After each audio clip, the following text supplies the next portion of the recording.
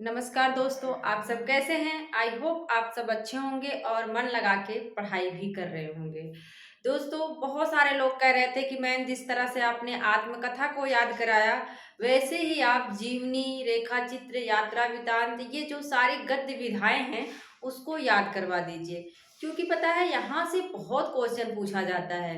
Examiner ये भी पूछता है कि निम्नलिखित में से ये रचना दे देगा, पूछ लेगा कौन-सी विधा है या कोई ऐसी रचना दे देगा, बोल देगा कि किसके ऊपर जीवनी लिखी गई है या किसने लिखी है। तो यहाँ से कई टाइप के क्वेश्चन पूछे जाते हैं। इसी को हम क्या करेंगे, एकदम आसान तरीके से याद करेंगे, एकदम बेहतरीन ट्रिक से। तो आप सब लास्ट तक देखना हम एकदम अच्छे तरीके से याद करेंगे। इसके आगे भी जीवनी है, बहुत सारी है क्योंकि इसमें नहीं आ पाई पूरी, तो इसका जो दूसरा पार्ट आएगा वो और आगे की जीवनी पर रहेगा और एकदम आसान ट्रिक से रहेगा। आज जो है हम शुरुआती जीवनी जो थी शुरुआत की, उनको याद करेंगे।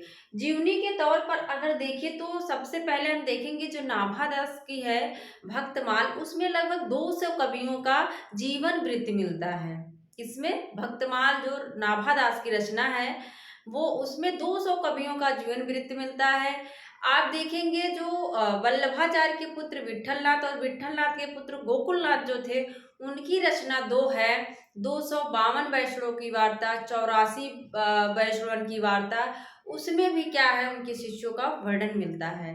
ऐसे ही कुछ रचनाएँ हैं जिसमें कुछ लोगों का जीवन वृत्त मिलता है, लेकिन अगर एक जीवनी विधा के तौर पे देखें तो हम यहाँ से देख रहे हैं गोपाल शर्मा शास्त्री। कौन है? गोपाल शर्मा शास्त्री हैं, ये जीवनीकार हैं और इनकी जीवनी जो है क्या है, दयानंद दिग्विजय। क्या है? दयानंद दिग्विजय है, याद रखिएगा। एग्जाम में पूछ सकता है कि गोपाल शर्मा शास्त्री की जीवनी कौन सी है, तो आप बताएंगे कि दयानंद दिग्विजय है। इसको हमने कैसे याद किया? इसको हमने याद किया कि देखो जो गोपाल हैं, गोपाल, गोपाल मतलब जो गायों को पालता हो, तो गोपाल क्या करते हैं, गायों को हम क्या करते हैं, बड़े दया भाव से देखते हैं ना, दयानंद। गायों को क्या करते हैं, गोपाल। जो गोपाल होता है, गायों को पालने वाला होता है, वो क्या होता है, बहुत उसके अंदर दया भाव रहती है, मतलब दयानंद दिग्विजय क्या हो गया, दया भाव रहती है, तो क्या हो गया, दयानंद दिग्विजय हो जाता है। बाबू राधा कृष्ण दास, ये जो हैं भारतेंदु के रिलेटिव भी थे, तो उन्होंने क्या लिखा, भारतेंद्र बाबू हरिश्चंद्र का जीवन चरित्र।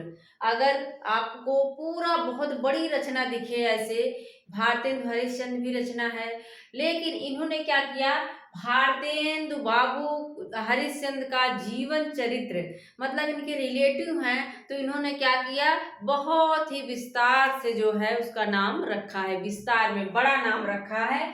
तो राधा कृष्ण, बाबू राधा कृष्ण, बाबू इनके नाम में भी लगा है, बाबू राधा कृष्ण दास, और ये जीवनी में भी बाबू नाम ये प्रयोग करते हैं, भारतेंदु बाबू हरिश्चंद्र का जीवन चरित्र। ठीक है, ऐसे याद करिए। इसके बाद आचार्य रामचंद्र शुक्ल हैं, उन्होंने इन्होंने तो लिखा भारतेंदु के ऊपर, लेकिन रामचंद्र शुक्ल कहते हैं कि जब राधा कृष्ण ने भारतेंदु बाबू के ऊपर लिख दिया, तो अब जो है मैं राधा कृष्ण बाबू, बाबू राधा कृष्ण के ऊपर लिखूंगा।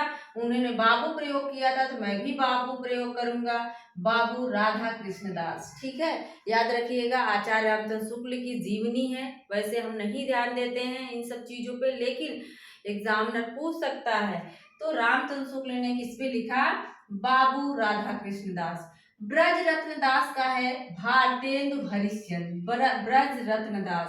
भारतेंदु हरिश्चंद्र देखो क्या है, हमारे हमारे लिए रत्न है, क्या है, ब्रज रत्न भारतेंदु हरिश्चंद्र। इन्होंने सिर्फ छोटा सा नाम रखा, भारतेंदु हरिश्चंद्र ही क्या है, रत्न है हमारे लिए, भारतेंदु हरिश्चंद्र ही हमारे लिए रत्न है। तो किसकी रचना हो जाएगी, ब्रज रत्न दास। ऐसे आप याद करिए, जोड़ जोड़ कर चीजों को लिंक करके याद करिए। राहुल शंकरित्यायन है, देखिए आप सब जानते होंगे कि ये बड़े घुमक्कड़ी हैं, घूमा करते थे इधर उधर, और यात्रा वृत्तांत में इनका महत्वपूर्ण स्थान है। तो ये क्या करेंगे, जो जहाँ-जहाँ घूमे थे, अलग स्थानों पे गए थे, वहाँ के लोगों के बारे में लिखते हैं। ऐसे याद कर लो, ये स्टालिन के बारे में लिखते हैं, कार्ल मार्क्स की जीवनी लिखते हैं, लेनिन के पास जाते हैं और लेनिन के पास जाके ये माओ से तुंग, क्या है, माओ से तुंग जो है ये तंग हो जाते हैं। मतलब ये घूम घूम के क्या हो जाते हैं, पूरा तंग हो जाते हैं अपने जीवन से। राहुल है, राहुल है घुमक्कड़ी है, ये घूमा करते हैं। सबसे पहले स्टालिन के पास जाते हैं, कार्ल मार्क्स के पास जाते हैं, लेनिन के पास जाते हैं और फिर तंग हो जाते हैं, माओ सु तंग। तो ऐसे याद कर लिए। जैनेन्द्र को हमने जब भी याद करवाया है, इंद्र से याद करवाया है। इंद्र, जैनेन्द्र क्या है इनका, इंद्र से याद करवाया है, जैनेन्द्र इंद्र। ठीक है, इंद्र का क्या किए थे, देखो जब मैंने बताया था कि जब ब्रज में सिर्फ कृष्ण की पूजा होती थी, तो ये क्या करते हैं, बहुत तेज बारिश आ जाती है पूरा ऐसे, तो हमने वहीं से याद कर लिया कि जो इंद्र जी है ना, ये क्रोधित होके क्या कर देते हैं, अकाल, पूरा अकाल डाल देते हैं, त्राहि त्राहि होने लगती है जनता। तो अकाल पुरुष गादी किसका हो जाएगा, जैनेन्द्र का हो जाएगा। अकाल कौन डालेगा, इंद्र, बड़े क्रोधी हैं, बात बात पे अपना औजार निकाल लेते हैं। तो जैनेन्द्र मतलब इंद्र क्या करते हैं, अकाल डाल देते हैं पूरा ब्रज में, अकाल पुरुष गाधी। ठीक है, 68 में है, इसका समय इंपॉर्टेंट है तो आप लोग देख लीजिए। 68, 1968। हंसराज रहबर का हमने बताया था, उनकी हमने आत्मकथा याद करी थी। हंसराज रहबर के साथ हम क्या 7 जन्म तक रहना चाहते हैं, ऐसी उनकी कुछ रचना है हंसराज रहबर की। 7 जन्म तक मेरे 7 जन्म, ऐसे कोई है। तो 7 जन्म से आप उनको, उनकी रचना देखेंगे तुरंत जो है याद कर लें। तो हंसराज, देखो हंसराज, देखो जब आप देखेंगे ना, योद्धा सन्यासी विवेकानंद, विवेकानंद का जब देखोगे आप फोटो, अभी भी कहीं भी फोटो आप देखोगे तो ये इतना मतलब स्मार्ट, देखने में सुंदर, सुशील, अच्छे दिखते हैं, फिट दिखते हैं।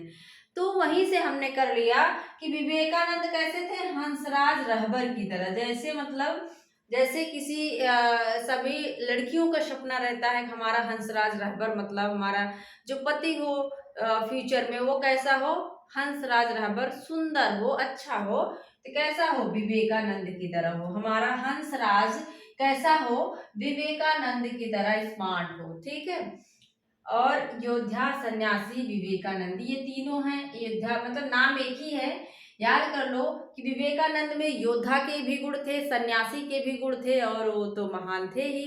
योद्धा, सन्यासी, विवेकानंद कैसे हैं वो, हंसराज रहबर की तरह हैं। ठीक है, डॉक्टर शिव प्रसाद सिंह, ये अलग हैं। डॉक्टर शिव प्रसाद सिंह का है उत्तर योगी श्री अरविंद, 72 में है, 1972 में। बहुत ज्यादा पूछी जाती है कि उत्तर योगी श्री अरविंद किसकी रचना है, किसकी जीवनी है, तो आप बताएंगे डॉक्टर शिव प्रसाद सिंह।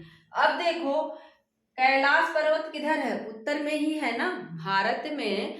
आप भारत के मैप में देखेंगे तो कैलाश पर्वत आपको यहीं ऊपर ही तो मिलेगा, ऐसे जो मैप बनता है भारत का, यहीं तो कैलाश पर्वत मिलता है। तो कैलाश पे शिव जी रहते हैं। शिव जी कहाँ रहते हैं, उत्तर में रहते हैं, उत्तर योगी श्री अरविंद। देखो शिव प्रसाद सिंह, तो शिव कहाँ रहते हैं, उत्तर में, योगी की तरह रहते हैं। योगी की जैसे ये कि योगी होता है घर बार छोड़ के अपना वन में रहने लगता है, वैसे शंकर जी शिव भी रहने लगते हैं, कैसे, योगी की तरह। तो शिव जी कहाँ हैं, उत्तर में, योगी की तरह रहते हैं, उत्तर योगी श्री अरविंद। अमृतलाल नागर, जब भी मैंने नागर को याद करवाया है, नगर से याद करवाया है कि नगर में क्या होता है। नगर में देखो चैतन्य महाप्रभु, 75 की रचना है, 75 में इन्होंने लिखा चैतन्य। नगर में सब लोग बड़े चैतन्य होकर रहते हैं। गांव में देखो एकदम आराम से जो है भोले भाले, थोड़ा आप दिखेंगे भोले भाले लोग रहेंगे, लेकिन नगर में कैसे लोग रहते हैं, पूरा एक्सपर्ट रहते हैं, चैतन्य रूप में रहते हैं। अब कोई गांव का हो तो मुझसे लड़ाई मत करने लगा, नहीं, गांव में भी चैतन्य रहते हैं। ठीक है, मैं सिर्फ याद कराने का तरीका बता रही हूँ।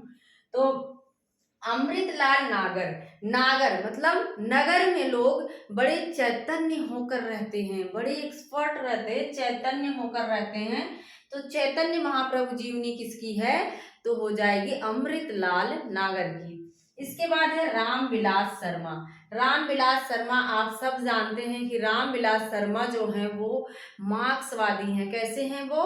मार्क्सवादी हैं, मार्क्सवाद से प्रभावित थे। इनकी जो जीवनी है मार्क्स है, त्रोस्की है और एशियाई समाज, मतलब ये समाज के बारे में बहुत ज़्यादा सोचते हैं। तो एशियाई समाज मार्क्स है इनकी, त्रोस क्या है, मार्क्स है, त्रोत्स्की है और एशियाई समाज, और ये समाज के बारे में बड़ा सोचते हैं। समाज में जो शोषित वर्ग है उसके बारे में बड़े चिंतित रहते हैं। तो इनकी रचना क्या हो जाएगी? मार्क्स, त्रोत्स्की और एशियाई समाज। रामनिवास जाजू। रामनिवास है जाजू, इनका है मरुभूमि का वह मेघ। ये रचना बहुत इंपॉर्टेंट है। ये भी याद रखना कि घनश्याम दास बिड़ला जो हैं वो, उनके ऊपर ये जीवनी इन्होंने लिखा है। एग्जाम में बहुत पूछता है किसके ऊपर लिखी गई है या किस पर आधारित है। तो रामनिवास जाजू ने मरुभूमि का वह मेघ लिखा। किसकी जीवनी है? घनश्याम दास बिड़ला की है। तो हमने याद कर लिया था। देखो, आप निवास कहाँ करोगे? निवास वहां नहीं करना पसंद करोगे जहां मरुभूमि हो, मतलब मरुस्थल भूमि हो। निवास आप वहां करना पसंद करेंगे जहां पर पूरा मरुस्थल ही हो, खेती बाड़ी होती ही ना हो, नहीं ना। तो मरुभूमि में आप निवास नहीं करना चाहते, मरुभूमि में आप निवास नहीं करना चाहते और वहां पे सब बड़े बिरड़े लोग रहते हैं। हमने तो ऐसे याद कर लिया था कि मरुस्थल में क्या होता है, मरुभूमि के में क्या होता है, बड़े सब बिरले बिरड़े लोग रहते हैं। गाँव में जो होंगे वो जानते होंगे बिरड़े का मतलब क्या है। वहाँ पे बड़ी दूर दूर चीजें रहती हैं, कहीं यहाँ थोड़ी सी घास है तो कहीं वहाँ कुछ झुरमुट सा पेड़ है, ऐसे रहता है। तो वहां से आप याद कर लो कि मरुभूमि का वह मेघ जो है वो घनश्याम दास बिड़ला की है। और मरुभूमि में हम निवास नहीं करना चाहते हैं तो रामनिवास जाजू की है। एक बार फटाफट फिर से रिवीजन कर लेते हैं। देखो, गोपाल, जो गोपाल है ना वो दया करता रहेगा, दयानंद दिग्विजय। और राधा कृष्ण दास हैं बाबू, तो इन्होंने बाबू नाम से लिख दिया। भारतेंदु बाबू हरिश्चंद्र का जीवन चरित्र, रिलेटिव है तो पूरा बढ़िया से बड़ा सा नाम रख दिए। शुक्ल जी जो हैं वो कहते हैं बाबू नाम से इन्होंने लिखा, हम इनकी जीवनी लिखेंगे, बाबू राधा कृष्ण दास। रत्न कौन है? भारतेंदु हरिश्चंद्र, हिंदी साहित्य के रत्न ही तो हैं, आधुनिक काल के प्रणेता। तो रत्न कौन है? भारतेंदु हरिश्चंद्र है, ब्रज रत्न दास। राहुल जी क्या करते हैं? घूमते घूमते कितने लोगों से मिल रहे हैं? यहाँ पे स्टालिन से मिलते हैं, कार्ल मार्क्स से मिलते हैं, लेनिन से मिलते हैं, माओ सुंग, मतलब एकदम से तंग आ जाते हैं, तंग। जैनेन्द्र इंद्र हैं, अकाल डाल देते हैं, उनकी पूजा नहीं होती है, अकाल पुरुष का भी हो जाएंगे। हंसराज हंसराज राहबर कैसे होने चाहिए? विवेकानंद की तरह होने चाहिए, योद्धा सन्यासी विवेकानंद होने चाहिए। शिव कहाँ रहते हैं? उत्तर में रहते हैं, उत्तर योगी श्री अरविंद शिव प्रसाद सिंह। नगर में लोग क्या रहते हैं? बड़े चैतन्य होके रहते हैं, तो अमृतलाल नगर का है चैतन्य महाप्रभु। राम विलास शर्मा ये मार्क्सवादी हैं, तो लिखते हैं मार्क्स, त्रोत्स्की और एशियाई समाज। निवास हम वहां नहीं पसंद करते, जहां रहना पसंद नहीं करते जहां पे मरुभूमि का वह मेघ, जहां पे मरुभूमि हो वहां पे हम नहीं निवास करेंगे और वहां पे बिड़ले बिड़ले लोग रहते हैं, इसलिए घनश्याम दास बिड़ला इनकी इनकी जीवनी है, इनके ऊपर आधारित है। इस तरह से पढ़ाने में दोस्तों बहुत मेहनत लगती है। तो अगर आप चैनल पर नए हैं तो चैनल को सब्सक्राइब कर लीजिएगा, लाइक कर दीजिएगा, शेयर भी कर दीजिएगा। ऐसी वीडियो आपको देते रहेंगे। मिलते हैं अगले वीडियो में। Thank you.